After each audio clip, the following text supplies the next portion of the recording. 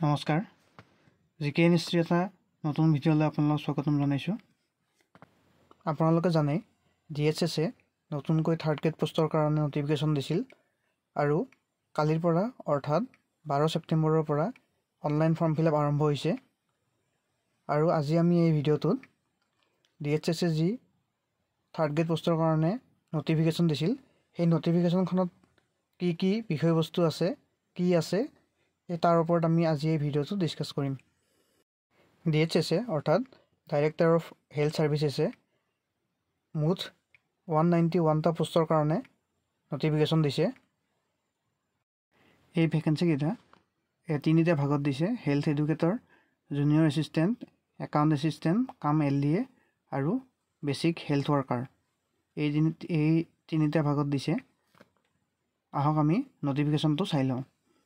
ইয়াতে আছে grade 3 non technical post, that is health educator, junior assistant, account assistant cum LDA আৰু basic health worker.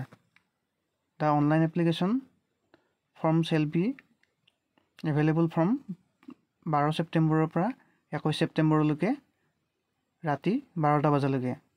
গতিকে কালিৰ পৰা online application form fill up আৰম্ভ হৈছে আৰু হেতু 21 তাৰিখ ৰাতি 12টা বজালৈকে চলিব।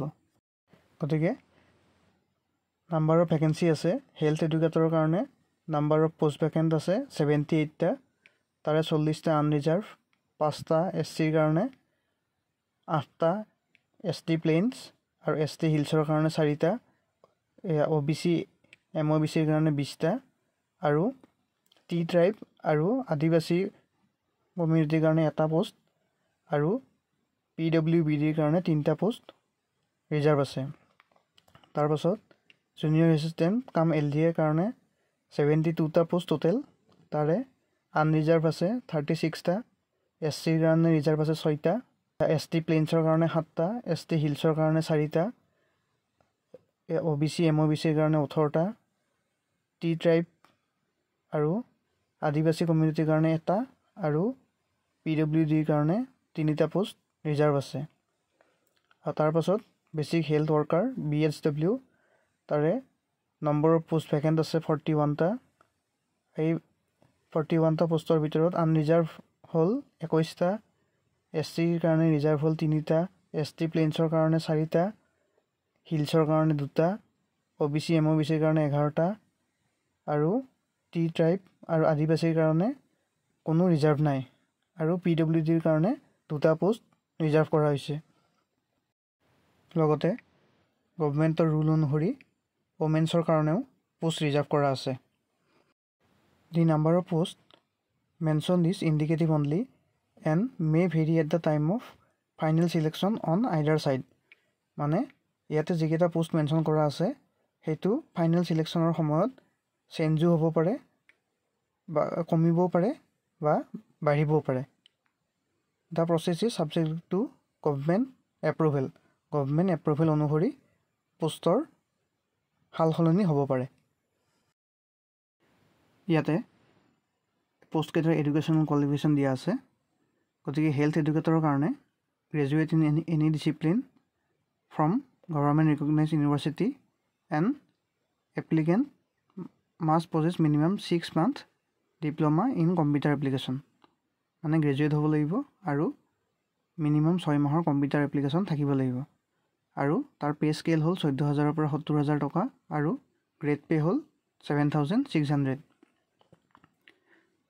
জুনিয়ৰ এছিষ্টেণ্ট, একাউণ্ট এছিষ্টেণ্ট কাম LDAৰ কাৰণেও গ্ৰেজুৱেট লাগিব আৰু 6 month মিনিমাম 6 monthৰ কম্পিউটাৰ চাৰ্টিফিকেট লাগিব কম্পিউটাৰ এপ্লিকেশ্যনত আৰু পে স্কেল 14,000ৰ পৰা 70,000, গ্ৰেড পে 6,200।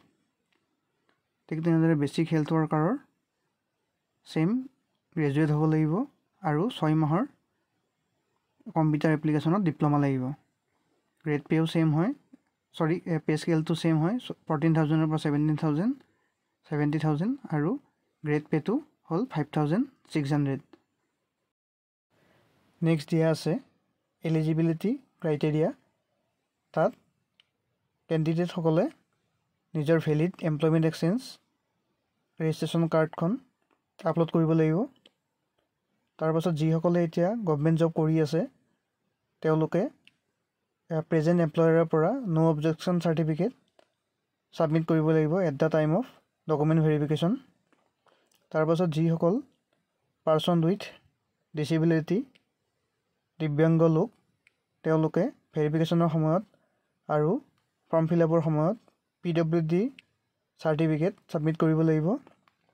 আৰু যিসকলে ৰিজাৰ্ভ কেটেগৰীত এপ্লাই কৰে ST plains hills SC OBC এইসকলে at the time of document verification আৰু ফৰ্ম ফিল আপ কৰাৰ সময়ত তেওঁলোকৰ কাষ্ট চাৰ্টিফিকেট ছাবমিট কৰিব লাগিব। নেক্সট দিয়া আছে এজ লিমিট। গতিকে গোটেইকেইটা কেটেগৰীৰ কাৰণে মিনিমাম এজ লিমিট ছেইম হয় 18 ইয়াৰ্ছে হয় আৰু মেক্সিমাম এজ আনৰিজাৰ্ভ কেটেগৰীৰ কাৰণে 40 ইয়াৰ্ছ 43 ইয়াৰ্ছ হ'ল OBC MOBCৰ কাৰণে SC STৰ কাৰণে 45 ইয়াৰ্ছ আৰু PWBDৰ কাৰণে 50 ইয়াৰ্ছ। আৰু ফৰ্ম ফিল আপ কৰাৰ সময়ত কোনো ধৰণৰ এপ্লিকেশ্যন ফি নাই। No' fee is required to be paid. তাৰ পাছত আছে চিলেকশ্যন প্ৰচেছ। চিলেকশ্যন প্ৰচেছ কেনেদৰে হ'ব কি হ'ব সেইটো পাছত DHSৰ যিটো ৱেবছাইট আছে ৱেবছাইটত তেওঁলোকে আপলোড কৰিব। তাৰপাছত যদি কেণ্ডিডেটে যিবোৰ তথ্য দিয়ে সেই তথ্যবোৰ যদি ভুল বুলি প্ৰমাণিত হয় তেনেহ'লে ডিপাৰ্টমেণ্টে তেওঁৰ যিখন ফৰ্মখন কেঞ্চেল কৰি দিয়াৰ সম্পূৰ্ণ ৰাইট তেওঁলোকৰ আছে। The online application form shall be uploaded in the official website of the Director of Health Services Assam, that is www.dhs.assam.gov.in on 12/9/2025. The candidates are requested to keep a watch in the portal. গতিকে 12 তাৰিখৰ পৰা মানে কালিৰ পৰা form fill up start হৈছে।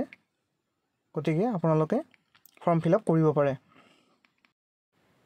গতিকে DHSৰ নটিফিকেশ্যনখনত এইখিনি কথাই উল্লেখ আছিল।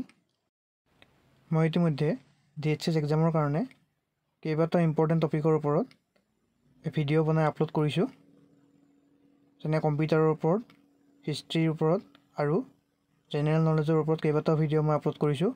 আপোনালোকে যদি বিচাৰে মোৰ ভিডিঅ' ছেকশ্যনলৈকে গৈ আপোনালোকে সেই ভিডিঅ'বোৰ চাব পাৰে।